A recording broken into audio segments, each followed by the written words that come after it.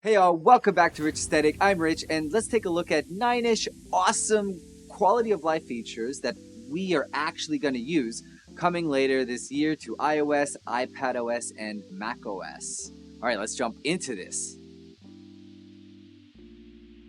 Now, first up, we're going to start with messages, and specifically the new check-in feature. This is super cool, and I think quality of life, because not only is it safety, it's just keep people in the loop, especially when you're going somewhere, late at night, or if you're going to meet someone in a parking lot somewhere because you're going to sell something that you sold on Facebook Marketplace, for example, right? That's just super cool to keep everyone in the loop as to what it is that you're doing, especially for the females out there. It is statistically more dangerous for them to be out late at night than it is for males, especially in larger cities.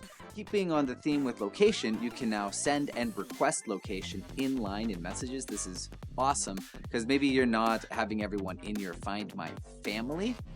So now you can just temporarily share locations or ask for them in the Messages app, which makes a lot of sense. And I hope they start bringing more things inline into Messages, like history of FaceTime or FaceTime audio calls in Messages, just stuff like that. It would be kind of cool because I do feel like iMessage is growing into more of a social network, or at least our iOS device is, and seeing Messages have a greater role in that aspect would be super cool.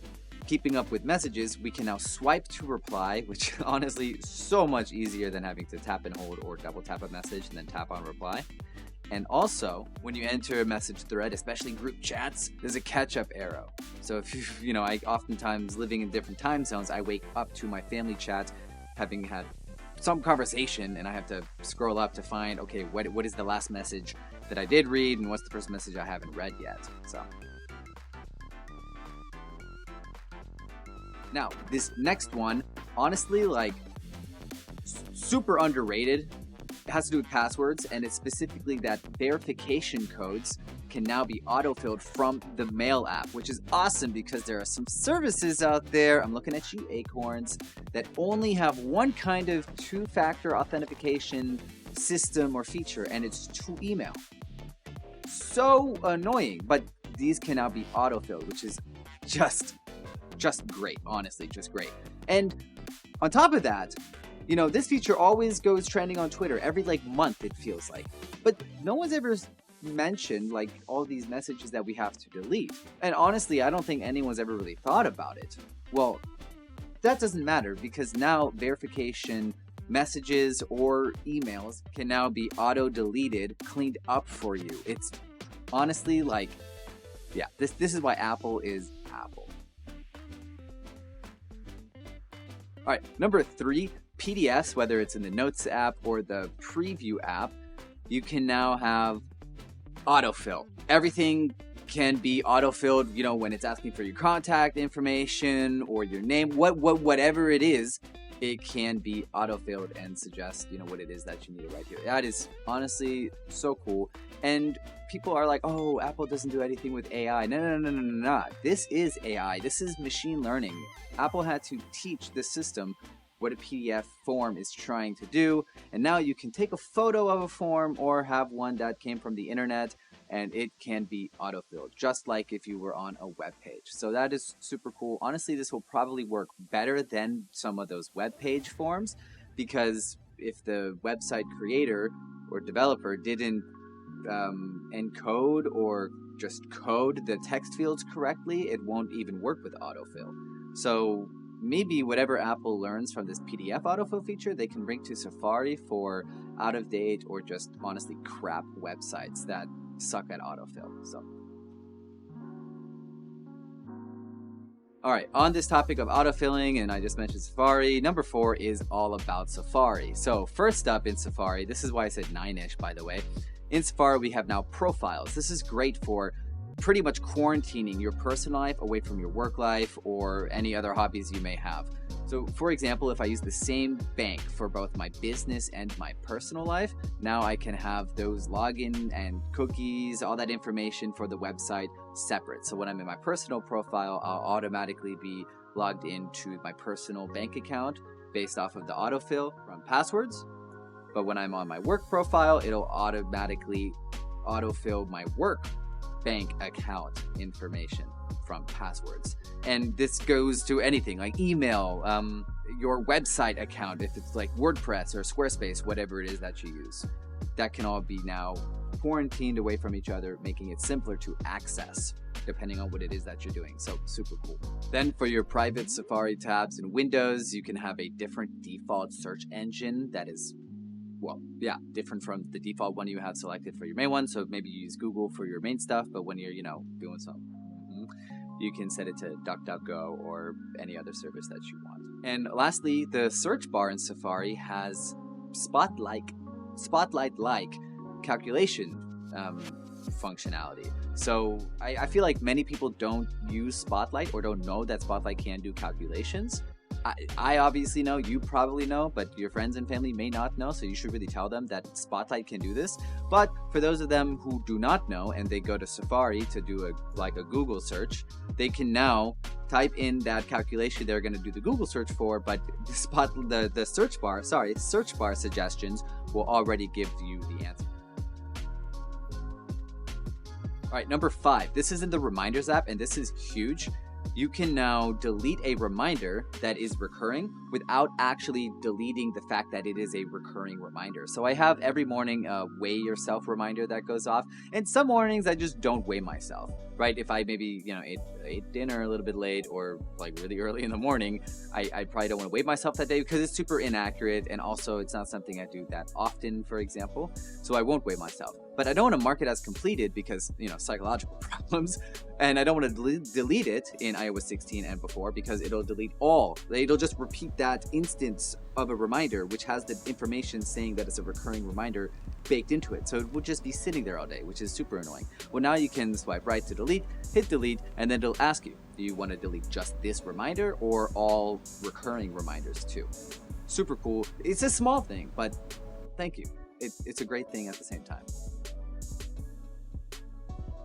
All right, number 6 is with AirDrop. And now when you have a bunch of items selected on your phone that you are about to AirDrop, you can just hold the two phones nearby each other if you are, of course, nearby the person you're airdropping to, and then it'll initiate the airdrop right then and there. No need to hit the share button and then tap on AirDrop, or to tap on the share button and then tap on the AirDrop suggestion. No need to do that if you're nearby the person you want to share to. Now, the other thing is, let's say you initiated AirDrop, and then you two start walking on your own way. Well, it'll continue the airdrop over the internet if you get out of range from each other. Super cool. Again, something you're probably not going to notice, but well, hopefully not. Hopefully it's not too buggy or anything, but it'll happen. It'll all work. Love AirDrop. Next, number 7. This is with voicemail. So voicemail now will show you a live transcription of what the other person is saying on your phone, if you didn't answer, obviously. And this is super cool for a couple reasons. One, you get unknown calls sometimes. Maybe it's the doctor's office, you didn't know, maybe they got a number, or it's the first time you're going there or getting a call from them. Well, now you can see, like, oh, hey, doctor is calling me, and if you want to answer, you answer, right? Nextly, though, let's say you're busy, a family member, friend is calling. Better pick up your phone right now, otherwise I'm gonna spank you. Maybe it's urgent. Well, from the voicemail, you can see, oh, yeah, that's urgent. I probably should pick that up now. But if it's not too urgent, you just get back to them later, right? And lastly, with voicemail is going to be pretty much, unless this changes, but it's going to come to all parts of the world. So like in China, voicemail is not really a thing, for better or for worse.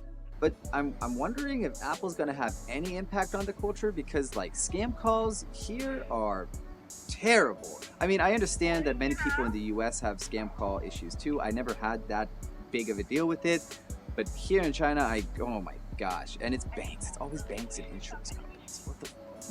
Anyways, well, with voicemail, I can see that I'm getting a call and someone always tries to say, hey, are you there or whatever, and they don't actually know what's going on because to them it looks like the phone had been answered. But yeah, I'm wondering if Apple's going to have any effect on Chinese culture and voicemails here. All right, number 8, this is with the Translate app, and specifically when you're using the camera, like live camera feed translate view. So before you had to go to the camera tab in translate and then tap on the capture button and then it'll translate what it is you're trying to translate. Well, now you can just get this live overview, which is great for, you know, like large signs, or if you're specifically just trying to translate a couple characters and it's very clear and easy for you to see. But it's not that great because, you know, it's moving if you have a lot of text. So at that point you can still hit the capture button.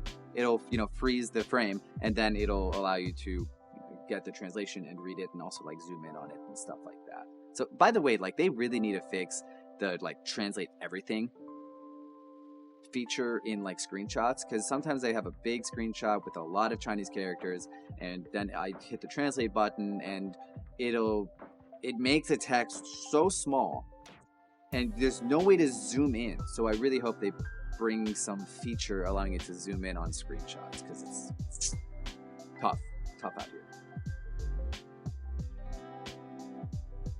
Number 9, and this is with Siri. So we can now do back-to-back requests without having to say, "Hey Siri," or the Siri word. Siri, what's the weather next week? Siri, send a message to my girlfriend. Hey, looks like it's gonna rain. We should make sure to pack for a rainy week.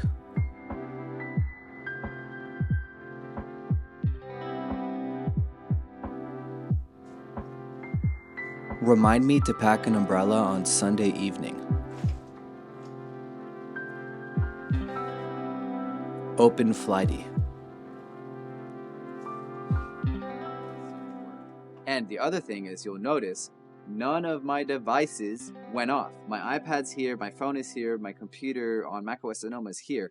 I can say Siri and I don't ask a question and it's not going to activate. But let's say I say, Siri, what's the weather?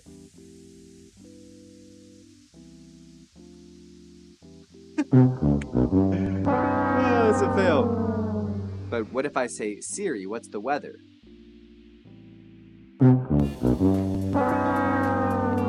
What if I say, hey Siri, what's the weather?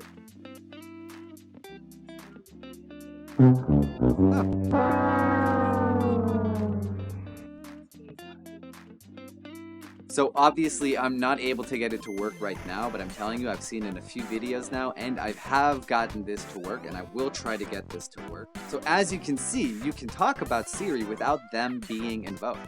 It's super cool.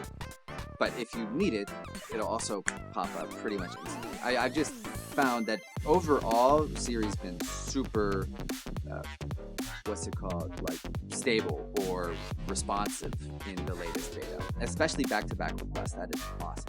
All right, anyways, that's it from me for this video. Let me know, what do you think of these features? Do you agree with that these are some of the better ones out there? Are there any other quality of life features that you think I should have mentioned that I didn't? Leave a comment down below. I do read and respond to, I think, like 99% of all comments. So yeah, if you want to chat, let's chat.